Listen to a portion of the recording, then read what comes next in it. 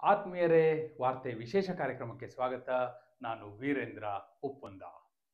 ನೋಡಿ, ಸಚಿವ ಸಂಪುಟ ಪುನರ್ರಚನೆಗೆ ರಾಜ್ಯದಲ್ಲಿ ನಾ ಹೇಳ್ತಾ ಇರೋದು, ಕೇಂದ್ರ ಸರ್ಕಾರದಲ್ಲಿ ಮೊನ್ನೆ ಆಯಿತು. ರಾಜ್ಯದಲ್ಲಿ ರಾಜ್ಯ ಸರ್ಕಾರದಲ್ಲಿ ಸಚಿವ ಸಂಪುಟ ಪುನರ್ರಚನೆಗೆ ತೆರೆಮರೆಯಲ್ಲಿ ಬಹಳಷ್ಟು ತಯಾರಿಗಳು ನಡೀತಾ ಇದೆ. ಯಾರ್ಯಾರು ತಲೆದಂಡ ಆಗುತ್ತೆ, ಯಾರ್ಯಾರು ಹೋಗ್ತಾರೆ ಅನ್ನೋದನ್ನ ನಾನು ಈಗಾಗಲೇ ಒಂದು ಪಟ್ಟಿ ಕೊಟ್ಟಿದ್ದೆ. ಈಗ ನಾ ಹೇಳಲಿಕ್ಕೆ ಹೊರಟಿರೋದು ಯಾರ್ಯಾರು ಹೊಸದಾಗಿ ಸೇರ್ಪಡೆ ಆಗ್ತಾರೆ, ಸಚಿವ ಸಂಪುಟಕ್ಕೆ ಯಾರ್ಯಾರು ಹೊಸದಾಗಿ ಬರ್ತಾರೆ, ಆ ಲಿಸ್ಟ್ ನಿಮಗೆ ಕೊಡ್ತೀನಿ. ಮತ್ತೆ ಯಾವ ಹಿನ್ನೆಲೆಯಲ್ಲಿ ಅವರ ಹೆಸರು ಮುನ್ನೆಲೆಯಲ್ಲಿದೆ, ಯಾವ ಕಾರಣಕ್ಕಾಗಿ ಅವರು ಸಚಿವರಾಗುವಂಥ ಸಾಧ್ಯತೆ ಇದೆ, ಅದನ್ನು ಕೂಡ ನಾನು ನಿಮ್ಗೆ ಹೇಳ್ತೀನಿ. ನೋಡಿ, ಬಹಳ ಮುಖ್ಯವಾಗಿ ಈ ಚುನಾವಣೆಗೂ ಮೊದಲೇ ಕೆಲವರಿಗೆ ಭರವಸೆನ ಕೊಟ್ಟಿದ್ರು. ಏನು ಮಾಡಿದ್ರು, ಈ ಎಲೆಕ್ಷನ್ಗೂ ಮೊದಲು ನಿಗಮ ಮಂಡಳಿಗಳು, ಬೋರ್ಡ್ಸ್ ಆ್ಯಂಡ್ ಕಾರ್ಪೊರೇಷನ್ಸ್ಗೆ ಅಧ್ಯಕ್ಷರನ್ನ ನೇಮಕ ಮಾಡಿ ಆದೇಶ ಹೊರಡಿಸಿದ್ರು. ಆಗಲೇ ಕೇಳಿದ್ರು ಹಲವರಿಗೆ, ನೋಡಿ ನಿಮಗೆ ಬೋರ್ಡ್ಸ್ ಆ್ಯಂಡ್ ಕಾರ್ಪೊರೇಷನ್ಸ್ ಬೇಕು ಅಂದರೆ ಈಗ ತಗೊಳ್ಳಿ, ಇಲ್ಲ ಬೇಡವೇ ಬೇಡ ಅನ್ನೋರನ್ನ ನಾವು ಸಚಿವ ಸ್ಥಾನಕ್ಕೆ ಕನ್ಸಿಡರ್ ಮಾಡಬಹುದು ಅನ್ನೋ ಮಾತನ್ನು ಹೇಳಿದ್ರು. ಸೊ ಆಗ ಯಾರ್ಯಾರು ತಮಗೆ ಬೋರ್ಡ್ಸ್ ಆ್ಯಂಡ್ ಕಾರ್ಪೊರೇಷನ್ಸ್ ಇರಲಿ ಅಂತ ಹೇಳಿ ತಗೊಂಡ್ರು ಅವ್ರಿಗೆ ಅದೇ ಮುಂದುವರಿಯುತ್ತೆ. ಇನ್ನು ಕೆಲವರು ಇಲ್ಲ ನಮಗೆ ಸಚಿವ ಸ್ಥಾನವೇ ಬೇಕು ಅಲ್ಲಿ ಕಾದು ಕೂತಿದ್ದಾರೆ. ಅಂಥವ್ರು ಯಾರ್ಯಾರು, ಆ ಲಿಸ್ಟನ್ನೇ ನಾನೀಗ ನಿಮಗೆ ಹೇಳೋದು. ನೋಡಿ, ಈಗ ಕೆಲವರಿಗೆಲ್ಲ ಭರವಸೆ ಕೊಟ್ಟಿದ್ರು. ಫಾರ್ ಎಕ್ಸಾಂಪಲ್ ಲಕ್ಷ್ಮಣ್ ಸವದಿ ಅವರು. ಅವರಿಗೆ ಚುನಾವಣೆಗೂ ಮೊದಲೇ ಬಿಜೆಪಿಯಿಂದ ಆಫರ್ ಬಂದಿತ್ತು. ಆ ಸಂದರ್ಭದಲ್ಲಿ ಹೈಕಮಾಂಡ್, ಕಾಂಗ್ರೆಸ್ ಹೈಕಮಾಂಡ್ ಕರೆಸಿ ಮಾತನಾಡಿ, ಇಲ್ಲ ನಿಮ್ಮನ್ನ ಸಚಿವರನ್ನಾಗಿ ಮಾಡ್ತೀವಿ, ಈ ಚುನಾವಣೆ ಮುಗಿಯುವವರೆಗೂ ಕೂಡ ಕಾಯಿರಿ ಅನ್ನೋ ಮಾತನ್ನು ಹೇಳಿತ್ತು. ಅದಕ್ಕೋಸ್ಕರನೇ ಅವರು ಕಾಯ್ತಾ ಇದ್ರು. ಆದರೆ ಈಗ ಸತೀಶ್ ಜಾರಕಿಹೊಳಿ ಅವರು ಮೊನ್ನೆಯಿಂದ ಅವ್ರ ವಿರುದ್ಧ ಅಸ್ತ್ರವನ್ನು ಪ್ರಯೋಗ ಮಾಡ್ತಾ ಇದ್ದಾರೆ. ಲೀಡ್ ಕೊಡಿಸಿಲ್ಲ, ಅವರ ಕ್ಷೇತ್ರದಲ್ಲಿ ಅಥಣಿಯಲ್ಲಿ ಲೀಡ್ ಕೊಡಿಸ್ಲಿಲ್ಲ, ಚುನಾವಣೆ ಕೆಲಸ ಮಾಡಲಿಲ್ಲ, ಕೊನೆ 2 ದಿನ ಕೈಗೆ ಸಿಗಲಿಲ್ಲ, ನಾಪತ್ತೆ ಆಗಿದ್ರು ಅಂತೆಲ್ಲ ಪುಂಖಾನುಪುಂಖವಾಗಿ ಅವರು ಆರೋಪಗಳ ಸುರಿಮಳೆಯನ್ನೇ ಸುರಿತಾ ಇದ್ದಾರೆ.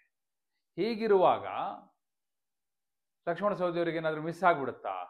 ಸಹಜವಾಗಿ ಕೆಲವರಿಗೆ ಪ್ರಶ್ನೆ ಇದೆ. ಆದರೆ ಹೈಕಮಾಂಡ್, ಕಾಂಗ್ರೆಸ್ ಹೈಕಮಾಂಡ್ ಕಮಿಟ್ಮೆಂಟ್ನ ಕೊಟ್ಟಿದೆ. ಸೊ ಲೀಡ್ನ ಕಾರಣಕ್ಕಾಗಿ ಸಚಿವ ಸ್ಥಾನದಿಂದ ತೆಗೆಯೋದು ಅಥವಾ ಕೊಡದೇ ಇರೋದು ಅಂತ ಆದರೆ ಎಷ್ಟು ಜನರ ತಲೆ ಹೋಗುತ್ತೆ? ಈಗ ಚಲುವರಾಯ ಸ್ವಾಮಿ ಅವ್ರ ಕಥೆ ಏನು ಹಾಗಾದ್ರೆ? ಈ ರೀತಿ ಪ್ರಶ್ನೆ ಬರುತ್ತೆ. ಹಾಗಾಗಿ ಲಕ್ಷ್ಮಣ ಸವದಿ ಅವರಿಗೆ ಲೀಡ್ ಕೊಡಿಸಿಲ್ಲ ಅನ್ನೋ ಕಾರಣಕ್ಕಾಗಿಯೇ ಹೈಕಮಾಂಡ್ ಕೊಟ್ಟ ಮಾತನ್ನ ತಪ್ಪಿಸಿಕೊಳ್ಳಿಕ್ಕೆ ಆಗೋದಿಲ್ಲ. ಹಾಗಾಗಿ ಲಕ್ಷ್ಮಣ ಸವದಿ ಅವರು ಕನ್ಸಿಡರೇಷನ್ಗೆ ಬರ್ಬೋದು. ಒಂದು, ಇನ್ನೇನಾದರೂ ಸತೀಶ್ ಜಾರಕಿಹೊಳಿ ಅವರು ತೀರಾ ಪಟ್ಟಿಡಿದು ಅವ್ರನ್ನ ಕೊಡಲೇಬಾರ್ದು ಅಂತಲಿ ಗಿಂಡಾಯ ಇದ್ರೆ ಆಗ ಏನಾಗುತ್ತೋ ಗೊತ್ತಿಲ್ಲ, ಅದೊಂದು ಚಾನ್ಸ್ ಇದೆ. ಅದರ್ವೈಸ್ ಅವರಿಗೆ ಸಿಗುತ್ತೆ ಅಂತ. ಇನ್ನು ಕೃಷ್ಣಪ್ಪನವರು, ಲೇಔಟ್ ಕೃಷ್ಣಪ್ಪನವರು ಹಾಗೂ ಪ್ರಿಯಾ ಕೃಷ್ಣ ಇಬ್ಬರ ಹೆಸರು ಕೂಡ ಚರ್ಚೆಯಲ್ಲಿತ್ತು. ಲೇಔಟ್ ಕೃಷ್ಣಪ್ಪನವರು ಈ ಚರ್ಚೆ ಇದ್ದಿದ್ದು ಯಾವುದಕ್ಕೆ ಅಂದರೆ ಬಿಡಿ ಅಧ್ಯಕ್ಷ ಸ್ಥಾನಕ್ಕೆ ಪ್ರಿಯಾ ಕೃಷ್ಣ ಅವ್ರನ್ನೂ ಮಾಡ್ಬೋದು ಅನ್ನೋ ಮಾತೆಲ್ಲ ಇತ್ತು. ಸೊ ಈಗ ಲೇಔಟ್ ಕೃಷ್ಣಪ್ಪನವರಿಗೆ ಸಚಿವ ಸ್ಥಾನ ಸಿಗುತ್ತೆ ಅನ್ನುವಂಥ ಮಾತಿದೆ. ಯಾಕಂದರೆ ಅವ್ರ ಹಿಂದೆ 2013ರಿಂದ 2018 ನಡುವೆ ಸಿದ್ದರಾಮಯ್ಯನವರು ಮುಖ್ಯಮಂತ್ರಿ ಆಗಿದ್ದಾಗ ಕಡೇ ಅವಧಿಯಲ್ಲಿ ಅವರಿಗೆ ವಸತಿ ಸಚಿವರನ್ನಾಗಿ ಮಾಡಿದ್ರು, ಮಂಡ್ಯ ಉಸ್ತುವಾರಿ ಕೊಟ್ಟಿದ್ರು, ಅವ್ರು ಸಮರ್ಥವಾಗಿ ನಿಭಾಯಿಸಿದ್ರು. ಸೊ ಈಗ ಅವರಿಗೆ ಒಂದು ಅವಕಾಶ ಸಿಗುವಂಥ ಸಾಧ್ಯತೆಗಳು ನಿಚ್ಚಳವಾಗಿದೆ ಅನ್ನುವಂಥದ್ದು. ಬಹುಶಃ ಆ ದೃಷ್ಟಿಯಿಂದ ಪ್ರಯಾರಿಟಿ ಲಿಸ್ಟಲ್ಲಿ ಬರ್ತಾರೆ. ಮತ್ತು ಅದರಲ್ಲಿ ಏನಾಗಿದೆ, ಈಗ ಅವರು ಯಾರನ್ನ ಎದುರು ಹಾಕೊಂಡು ಅವರ ಕ್ಷೇತ್ರದಲ್ಲಿ ರಾಜಕೀಯ ಮಾಡ್ತಾ ಇದ್ದಾರಲ್ಲ, ವಿ ಸೋಮಣ್ಣ ಅವರೀಗ ಸೆಂಟ್ರಲ್ ಮಿನಿಸ್ಟರ್ ಆಗಿದ್ದಾರೆ, ರಾಜ್ಯ ಖಾತೆ ಸಚಿವರಾಗಿದ್ದಾರೆ, ರೈಲ್ವೆ, ಜಲಸಂಪನ್ಮೂಲದಂಥ ಪ್ರಬಲ ಖಾತೆಗಳು. ಸೊ ಹೀಗಾಗಿ ಸಹಜವಾಗಿ ಅವ್ರನ್ನ ಕನ್ಸಿಡರ್ ಮಾಡಲೇಬೇಕಾಗುತ್ತೆ, ಕ್ಷೇತ್ರದ ದೃಷ್ಟಿಯಿಂದಲೂ ರಾಜ್ಯದ ದೃಷ್ಟಿಯಿಂದಲೂ. ಮತ್ತು ಕೃಷ್ಣಪ್ಪನವರ ಸೀನಿಯಾರಿಟಿ, ಈ ಹಿಂದೆ ಸಚಿವರಾಗಿ ಕೆಲಸ ಮಾಡೋದ ಅನುಭವ, ಎಲ್ಲ ಹಿನ್ನೆಲೆಯಲ್ಲೂ ಕೂಡ ಲೇಔಟ್ ಕೃಷ್ಣಪ್ಪನವರು ಆಯ್ಕೆ ಆಗುವಂಥ ಸಾಧ್ಯತೆ ಇದೆ. ಸಚಿವ ಸ್ಥಾನಕ್ಕೆ ಅವ್ರನ್ನ ಕನ್ಸಿಡರ್ ಮಾಡ್ಬೋದು ಅನ್ನುವಂಥ ಮಾತಿದೆ. ಹಾಗೆ ತುದಿಗಾಲಲ್ಲಿ ನಿಂತಿರೋರು, ಒಮ್ಮೆ ಈಗಾಗಲೇ ಸಿದ್ದರಾಮಯ್ಯವ್ರ ವಿರುದ್ಧ ಬಂಡಾಯ ಎದ್ದು ದೊಡ್ಡ ಧ್ವನಿಯನ್ನು ಎತ್ತಿದ್ರು ಬಿ ಕೆ ಹರಿಪ್ರಸಾದ್ ಅವರು. ಸಹಜವಾಗಿ ಅವರ ಹೆಸರು ಕೂಡ ಚರ್ಚೆಯಲ್ಲಿದೆ. ಸಿದ್ದರಾಮಯ್ಯನವ್ರು ಏನು ಡಿಸಿಷನ್ ತೆಗೆದುಕೊಳ್ತಾರೋ ಗೊತ್ತಿಲ್ಲ, ಬಟ್ ಹೈಕಮಾಂಡ್ ಕನ್ಸಿಡರ್ ಮಾಡ್ಬೋದು ಈ ಬಾರಿ.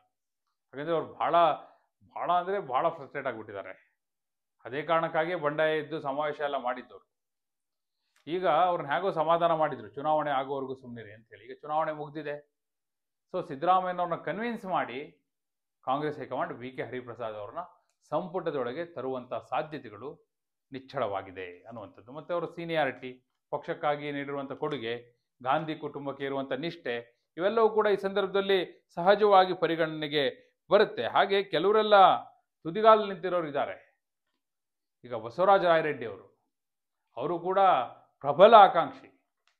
ಅವರು ಸಿದ್ದರಾಮಯ್ಯನವರ ಈಗ ಸಲಹೆಗಾರರಾಗಿ ಕೆಲಸ ಮಾಡ್ತಾ ಇದ್ದಾರೆ, ಆರ್ಥಿಕ ಸಲಹೆಗಾರರಾಗಿ. ಆದರೆ ಅವರಿಗೂ ಕೂಡ ಸಚಿವನಾಗಿ ಕೆಲಸ ಮಾಡಬೇಕು ಅನ್ನುವಂಥ ಗುರಿ ಇದೆ. ಅದೇ ಲಾಬಿಯನ್ನು ಕೂಡ ಮಾಡಿದ್ರು. ಈ ಬಾರಿ ಅವ್ರನ್ನ ಕನ್ಸಿಡರ್ ಮಾಡ್ಬೋದು ಅನ್ನುವಂಥ ಸಾಧ್ಯತೆಗಳು ಮೇಲ್ನೋಟಕ್ಕೆ ಗೋಚರಿಸ್ತಾ ಇದೆ. ಸೊ ಅವ್ರನ್ನೂ ಕೂಡ ಲೆಕ್ಕದಲ್ಲಿ ಇಟ್ಕೋಬೋದು. ಅದ್ರ ಜೊತೆಗೆ ಇನ್ನು ಕೆಲವರೆಲ್ಲ ಇದು ಲಿಸ್ಟಲ್ಲಿ ಸಹಜವಾಗಿರುತ್ತೆ. ಬಸವರಾಜ ರಾಯರೆಡ್ಡಿ ಅವ್ರ ಜೊತೆ ವಿನಯ್ ಕುಲಕರ್ಣಿ ಅವರ ಹೆಸರು ಕೂಡ ಇದೆ. ಪಂಚಮಸಾಲಿ ಲಿಂಗಾಯತ ಸಮುದಾಯದಿಂದ ವಿನಯ್ ಕುಲಕರ್ಣಿ ಅವರು ಕೂಡ one of the aspirant. So consider ಮಾಡ್ತಾರಾ ನೋಡಬೇಕು. ಕೇಸು ಮತ್ತೊಂದು ಮಗದೊಂದು ಎಲ್ಲದರ ನಡುವೆ ಹೈಕಮಾಂಡ್ ಜಾತಿವಾರು ಪ್ರಾತಿನಿಧ್ಯದಲ್ಲಿ ಹೊಣೆ ಹಾಕ್ಬೋದಾ? ಈ ಕಡೆ ಅದೇ ಸಮುದಾಯದ ವಿಜಯಾನಂದ ಕಾಶಪ್ಪನವರು ಕೂಡ ಆಸ್ಪಿರೆಂಟ್ ಇದ್ದಾರೆ. ಅವರು ಕೂಡ ತನ್ನ ಸಚಿವರನ್ನಾಗಿ ಮಾಡಬೇಕು ಅಂತಲಿ ಪಟ್ಟಿಟ್ಕೊಂಡು ನಿಂತಿದ್ದಾರೆ. ಅವರ ಪತ್ನಿ ವೀಣಾಗೆ ಲೋಕಸಭೆ ಟಿಕೆಟ್ ಕೊಡಲಿಲ್ಲ. ಹೇಗೋ ಅವರು ಮೊದಲು ಬಂಡಾಯ ಇದ್ದರು, ಆಮೇಲೆ ಹೈಕಮಾಂಡ್ ಕನ್ವಿನ್ಸ್ ಮಾಡಿದ್ಮೇಲೆ ಸುಮ್ಮನಾದ್ರು. ಸೊ ಈಗ ಒಂದು ರೀತಿ ಕಾಂಪನ್ಸೇಟ್ ಮಾಡೋ ರೀತಿಯಲ್ಲಿ ವಿಜಯಾನಂದ ಕಾಶಪ್ಪನವರವರಿಗೆ ಏನಾದರೂ ಸಚಿವ ಸ್ಥಾನ ಕೊಡ್ತಾರಾ? ಪ್ರಶ್ನೆ ಸಹಜವಾಗಿದೆ. ಸೊ ಅವರ ಹೆಸರು ಕೂಡ ಚರ್ಚೆಯಲ್ಲಿದೆ ಅನ್ನುವಂಥದ್ದು. ಅದ್ರ ಜೊತೆಗೆ ಆರ್ ವಿ ದೇಶಪಾಂಡೆ ಅವರು ತುಂಬ ಸೀನಿಯರ್, ಆದರೆ ಮೊದಲ ಹಂತದಲ್ಲಿ ಅವರಿಗೆ ಸಚಿವ ಸ್ಥಾನ ಕೊಡಲಿಲ್ಲ, ವಯಸ್ಸಿನ ಕಾರಣಕ್ಕೆ ಕೊಡಲಿಲ್ಲ. ಆದರೆ ಈಗೇನಾದರೂ ದಿನೇಶ್ ಗುಂಡೂರಾವ್ ಅವರಿಗೆ ಕೋಕ್ ಕೊಟ್ಟರೆ, ದಿನೇಶ್ ಗುಂಡೂರಾವ್ ಅವರು ಸಚಿವ ಸ್ಥಾನವನ್ನು ಕಳೆದುಕೊಂಡ್ರೆ, ಆಗ ಅದೇ ಸಮುದಾಯದ ಆರ್ ವಿ ದೇಶಪಾಂಡೆ ಅವರಿಗೆ ಅವಕಾಶ ಸಿಗುವಂಥ ಸಾಧ್ಯತೆಗಳಿದೆ ಅನ್ನುವಂಥ ಚರ್ಚೆ ಇದೆ. ಯು ಟಿ ಖಾದರ್ ಅವ್ರನ್ನ ಪೀಠದ ಮೇಲೆ ಕೂರಿಸ್ಬಿಟ್ಟಿದ್ದಾರೆ, ಸಭಾಧ್ಯಕ್ಷರ ಪೀಠದಲ್ಲಿ.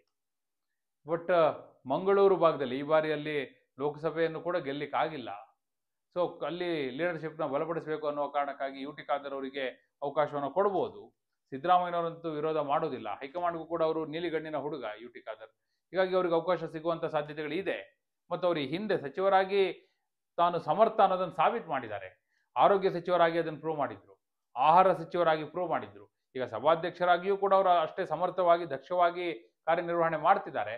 ಆದರೆ ಅವರಿಗೂ ಕೂಡ ಸಹಜವಾಗಿ ಕ್ಷೇತ್ರದ ದೃಷ್ಟಿಯಿಂದ ಸಚಿವರಾಗಬೇಕು ಅನ್ನುವಂಥ ಆಕಾಂಕ್ಷೆ ಇರುತ್ತೆ. ಹೈಕಮಾಂಡ್ ಅದನ್ನು ಕನ್ಸಿಡರ್ ಮಾಡಿದ್ದೇ ಆದಲ್ಲಿ ಯು ಟಿ ಖಾದರ್ ಅವರಿಗೂ ಕೂಡ ಅವಕಾಶ ಸಿಗ್ಬೋದು. ಆಗ ಹೊಸಬರು ಅಲ್ಲಿ ಸ್ಪೀಕರ್ ಪೀಠಕ್ಕೆ ಬಂದು ಕೂರುವಂಥ ಸಾಧ್ಯತೆ ಇದೆ ಅನ್ನುವಂಥದ್ದು. ಆಮೇಲೆ ಈಗ ಯಾರ್ಯಾರಿಗೆ ಕೋಕ್ ಸಿಗುತ್ತೆ ಅನ್ನೋದ್ರ ಮೇಲೆ ಕೆಲವೆಲ್ಲ ಚೇಂಜಸ್ ಗೊತ್ತಾಗುತ್ತೆ. ಒಂದು ವೇಳೆ ಲಕ್ಷ್ಮೀ ಹೆಬ್ಬಾಳ್ಕರ್ ಅವರು ಅವರದೇ ಕ್ಷೇತ್ರದಲ್ಲಿ ಅವರದೇ ಪುತ್ರನಿಗೆ ಮೃಣಾಳ್ಗೆ ಲೀಡ್ನ ತಂದುಕೊಡ್ಲಿಕ್ಕೆ ಆಗಿಲ್ಲ, ಸೋತ್ರು, ಹಿನ್ನೆಲೆಯಲ್ಲಿ ಅವ್ರಿಗೇನಾದರೂ ಕೋಕ್ ಕೊಟ್ಟರೆ, ಸಚಿವ ಸ್ಥಾನವನ್ನು ಕಳೆದುಕೊಂಡ್ರೆ, ಆಗ ಮಹಿಳೆಯರಿಂದ ಯಾರು ಅನ್ನುವಂಥ ಚರ್ಚೆ ಬರುತ್ತೆ. ಆಗ MLC ಆಗಿರುವಂಥ ಉಮಾಶ್ರೀ ಅವರಿಗೆ ಅವಕಾಶ ಸಿಗ್ಬೋದಾ? ಅಥವಾ ಈಗ ಮೊನ್ನೆ ಅಷ್ಟೇ ಹೊಸದಾಗಿ MLC ಆದಂಥ ಬಲ್ಕೀಸ್ ಬಾನು ಅವ್ರಿಗೇನಾದರೂ ಅವಕಾಶ ಸಿಗ್ಬೋದಾ? ಇವೆಲ್ಲವೂ ಕೂಡ ಚರ್ಚೆಯಲ್ಲಿ ಇದೆ. ನೋಡಬೇಕು ಯಾರಿಗೆ ಕೊಡ್ತಾರೆ ಅಂತ ಹೇಳಿ. ಸೊ ಚರ್ಚೆಯಲ್ಲಿರುವಂಥ ಹೆಸರುಗಳಿದು. ಇನ್ನು ಯು ಟಿ ಖಾದರ್ ಜೊತೆಗೆ ಅಲ್ಪಸಂಖ್ಯಾತ ಸಮುದಾಯದಿಂದ ತನ್ವೀರ್ ಸೇಠ್ ಕೂಡ ಆಸ್ಪಿರೆಂಟ್ ಇದ್ದಾರೆ. ರಿಜ್ವಾನ್ ಅರ್ಷದ್ ಅವರ ಹೆಸರಿದೆ. ಯಾರಿಗಾದರೂ ಆಗ್ಬೋದು. ನಜೀರ್ ಅಹಮದ್ ಅವರು ರಾಜಕೀಯ ಕಾರ್ಯದರ್ಶಿ ಆಗಿದ್ದಾರೆ, ಈಗ ಅವರು ಒನ್ ಆಫ್ ದಿ ಆಸ್ಪಿರೆಂಟ್. ಹೀಗೆ ಬಹಳಷ್ಟು ಜನ ಆಕಾಂಕ್ಷಿಗಳು ಅಲ್ಪಸಂಖ್ಯಾತ ಸಮುದಾಯದಿಂದ ಇದ್ದಾರೆ. ಹಾಗೆ ಮಂಡ್ಯದಿಂದ PM ನರೇಂದ್ರ ಸ್ವಾಮಿ ಕೂಡ ಒನ್ ಆಫ್ ದಿ ಆಸ್ಪಿರೆಂಟ್. ಅವರು ಬಹಳ ವರ್ಷದಿಂದ ಪ್ರಯತ್ನ ಮಾಡ್ತಿದ್ದಾರೆ. ಈ ಬಾರಿ ಅವಕಾಶ ಕೊಡ್ತಾರಾ? ಕಾದು ನೋಡಬೇಕು. ಈ ರೀತಿ ಬಹಳಷ್ಟು ಜನ ಇದ್ದಾರೆ. ನಾನೀಗ ಬ್ರೀಫ್ ಆಗಿ ಕೆಲವು ಹೆಸರುಗಳನ್ನ ಹೇಳಿದ್ದೀನಿ. ಇನ್ನು ಬಹಳಷ್ಟು ಆಕಾಂಕ್ಷಿಗಳಿದ್ದಾರೆ. ಈ ಪೈಕಿ ಕೆಲವರಾದರೂ ಆಯ್ಕೆ ಆಗೇ ಆಗ್ತಾರೆ, ಸಚಿವರು ಆಗೇ ಆಗ್ತಾರೆ, ನೋ ಡೌಟ್. ಅದರಲ್ಲಿ ನಾನು ಮೊದಲ 3-4 ಹೆಸರುಗಳನ್ನೆಲ್ಲ, ಲೇಔಟ್ ಕೃಷ್ಣಪ್ಪನವರು 100% ಆಗ್ತಾರೆ, ಲಕ್ಷ್ಮಣ ಸವದಿ ಅವರು ಖಂಡಿತ ಆಗ್ತಾರೆ. ಈ ರೀತಿ ಕೆಲವರೆಲ್ಲ 100% ಆಗ್ತಾರೆ. ಇನ್ನು ಕೆಲವ್ರದ್ದು 50-50 ಚಾನ್ಸಸ್ ಇರುತ್ತೆ. ಅದು ಹೇಳೋಕ್ಕಾಗಲ್ಲ, ಕೊನೆ ಕ್ಷಣದಲ್ಲಿ ಯಾವ ರೀತಿ ಬದಲಾವಣೆಗಳು ಆದರೂ ಆಗ್ಬೋದು. ಬಟ್ ಇವರೆಲ್ಲರೂ ಕೂಡ ಸಚಿವರಾಗುವ ಯಾದಿಯಲ್ಲಿ ಮುನ್ನೆಲೆಯಲ್ಲಿರುವಂಥ ಹೆಸರುಗಳು ಅನ್ನುವಂಥದ್ದು. ನಿಮ್ಮ ಪ್ರಕಾರ ಇನ್ನೂ ಯಾರಾದರೂ ಬೇರೆ ಯಾರಾದರೂ ಸಚಿವರಾಗುವ ಯಾದಿಯಲ್ಲಿದ್ದಾರೆ ಅಂತ ಅನ್ಸುತ್ತಾ? ಯಾರು ಸಚಿವರಾಗಬೇಕು ಅಂಥೇಳಿ ನೀವು ಬಯಸ್ತೀರಿ? ನಿಮ್ಮ ಅಭಿಪ್ರಾಯವನ್ನು ಕಮೆಂಟ್ ಮೂಲಕ ತಿಳಿಸಿ. ಹಾಗೆ ನೀವಿನ್ನೂ ವಾರ್ತೆ ಚಾನಲ್ನ ಸಬ್ಸ್ಕ್ರೈಬ್ ಮಾಡಿಲ್ಲ ಅಂದರೆ, ಫೇಸ್ಬುಕ್ನಲ್ಲಿ ಫಾಲೋ ಮಾಡಿಲ್ಲ ಅಂದರೆ ಈಗಲೇ ಮಾಡಿ. ಧನ್ಯವಾದ.